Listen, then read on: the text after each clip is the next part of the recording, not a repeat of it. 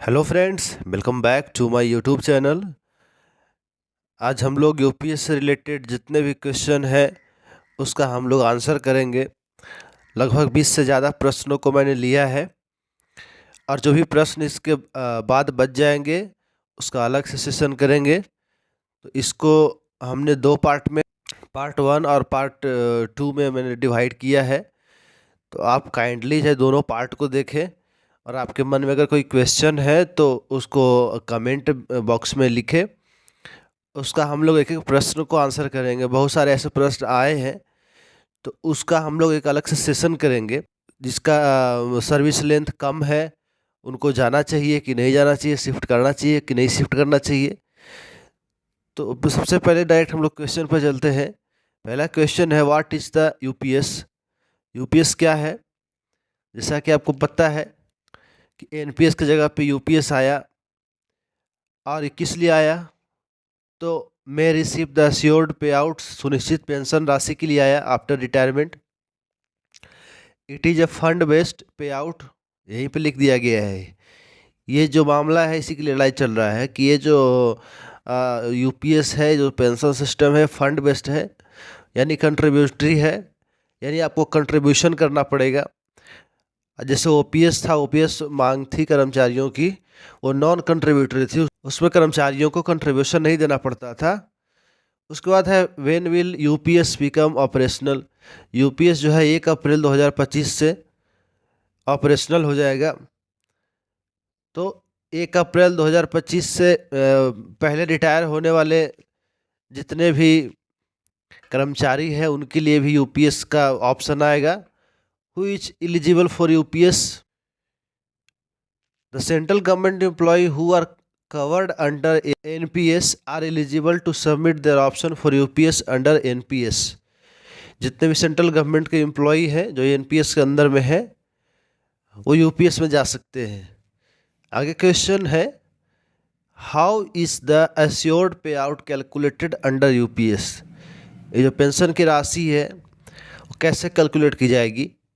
तो यहाँ पे जैसा कि जानते हैं कि the rate of full assured pay out will be 50% of 12 monthly average basic pay immediately prior to super एनुएशन।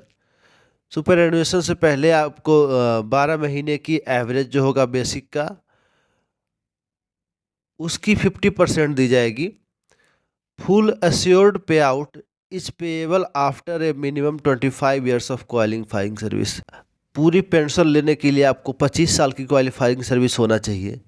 In case of lesser qualifying service, अगर आपको कम है क्वालिफाइंग सर्विस तो proportionate pay out would be admissible. उस केस में आपको proportion के हिसाब से आपको कमता जाएगा।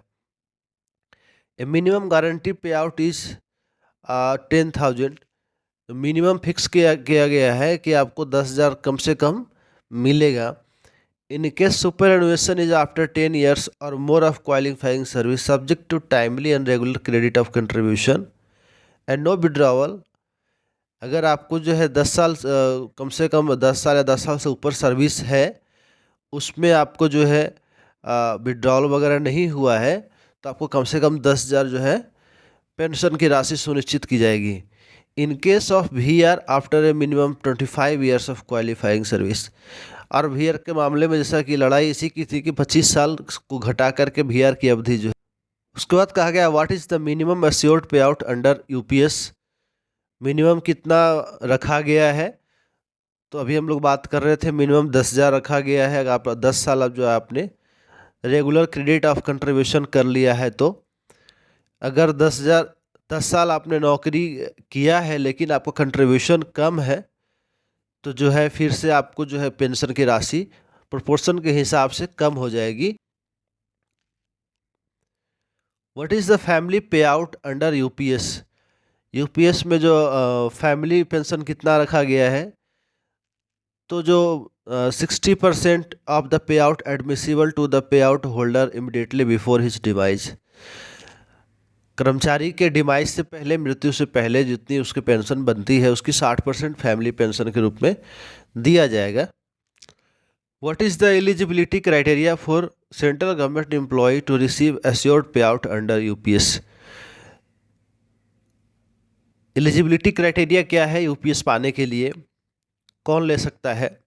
पहला कंडीशन नंबर है on superannuation after completing a minimum of 10 years qualifying service from the date of superannuation. कम से कम 10 साल सर्विस आपको होनी चाहिए। अगर आपकी सर्विस 10 से 25 साल के बीच में है तो आप जो है यूपीएस में पेंशन पाने के लिए एलिजिबल है। Under what circumstances the option of assured pay out under UPS shall not be available to central government employees. किस कंडीशन में जो है यूपीएस आपको नहीं मिलेगा? तो कंडीशन नंबर 1 बताया गया है कि अगर आप 10 साल से पहले रिटायर हो रहे हैं तो आपको जो है यूपीएस का लाभ नहीं मिलेगा।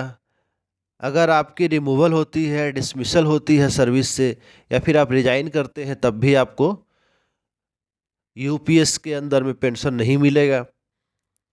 उसके बाद लिखा गया है is there any provision for inflation protection under UPS. महंगाई को काउंटर करने के लिए कुछ ऐसा व्यवस्था है? तो डीआर के रूप में व्यवस्था किया गया है कि आपको जो है इन्फ्लेशन प्रोटेक्शन दिया जाए, महंगाई राहत दिया जाए। DR is equal to DA. DR जो है डीए जैसा है, सेम चीज़। महंगाई राहत उसको बोल सकते हैं हिंदी में। When will the disbursement of assured pay out and dearness relief thereon commence in case of VR. VR के केस में कब जो है शुरू होगा पेंशन? तो आप अगर 25 साल के बाद वीआर लेते हैं तो सुपर एनुएशन के बाद आपकी जो पेंशन है वो शुरू होगा। Besides assured pay out is there any additional benefit admissible to central government in retirees at the time of superannuation. Pension के अलावा कुछ मिलेगा? तो लमसम अमाउंट की बात की गई है कि आपकी जो लास्ट पेमेंट होगी उसका 10वां हिस्सा को जितनी साल आपकी सर्विस होती है उसमें जो है 6 महीना के यूनिट मान करके, जैसे आपकी सर्विस अगर 20 साल हुई है और अगर लास्ट पेमेंट अगर आपका 1 लाख है, 1 लाख का 10वां हिस्सा 10,000 और 10,000 में गुना करेंगे 40 से। 20 साल अगर सर्विस है तो 40 से गुना करेंगे तो ये आपका जो बनेगा वो आपका लमसम अमाउंट के रूप में मिलेगा। तो ये था पार्ट 1 और हम लोग नेक्स्ट जो सेशन करेंगे उसमें पार्ट 2 लेकर के आएंगे। जितने भी जो बचे हुए प्रश्न हैं उसकी जवाब हम लोग उसमें ढूंढेंगे।